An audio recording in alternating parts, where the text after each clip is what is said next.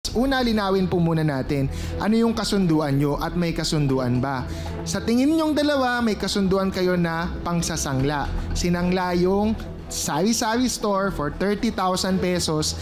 Ngayon, gusto mong tubusin, pwedeng tubusin. Ang konsepto ng sangla, pwedeng tubusin. Sa inyo naman, Nanay Flor, may konsepto ng remata na pag hindi siya nagbayad agad, hindi niya tinubos, pwede mo nang angkinin yung sinangla. So ito po ang problema. Ang kasunduan, pwede pong nakasulat, pwedeng hindi nakasulat. Sa mga utang, pwede yung hindi nakasulat. Utang, kontrata pa din yan. Kahit umutang ka na hindi nakasulat, may utang ka pa din. Pwede kang kasuhan sa korte. Kaso po, ang pagsasangla ng bahay o lupa o ng isang hindi movable, tulad po ng pitaka o ng relo o ng mga ibang madaling ibigay, pag hindi po yun yung sinangla nyo, ang sinangla nyo ay talagang nakatayo sa lupa o lupa ang sinangla nyo, sabi ng batas, kailangan po nakasulat ang kasunduan. Kaso sabi nyo po, so totoo ba na hindi nakasulat? Sabi nyo, wala kayong nakasulat na kasunduan sa pagsasangla. So, ang tawag po dyan, void. Walang pangsasanglang nangyari kasi hindi nakasulat. Pero syempre, meron pa din kayong kasunduan. Ano na yung kasunduan nyo? Hindi na pangsasangla.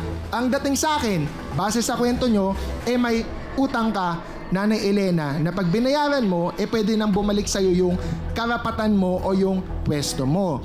Ngayon, pero may tanong din syempre, ang datos natin is 4 years bago ka nagtubos or nagbayad ng utang. Kasi sa pagbayad mo ng utang, doon lang mababawi yung karapatan mo doon sa sari-sari store. Sabi naman ni Nanay Flor, after 4 years, hindi ka niya inalaw dahil nagmamadali ka daw. Sabi niya, winimata ko na.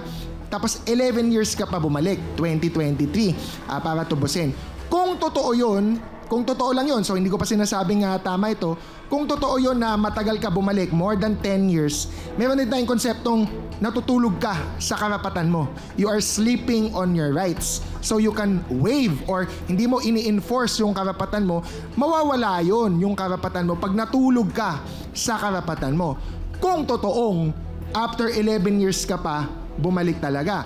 Pero sa kwento mo naman din kanina, para ang dating sa akin, ang pwesto ng bahay mo doon sa may E. Rodriguez sa second floor, umuwi ka lingguhan, kung totoo yon, kung nagkikita kayo at sinasabi mo naman sa kanya, pwede ko na bang kunin yung pwesto, pwede ko na bang tubusin, kung hindi ka natutulog sa iyong karapatan, may karapatan ka pa ding tubusin yon o bayaran yung utang at makuha yung pwesto.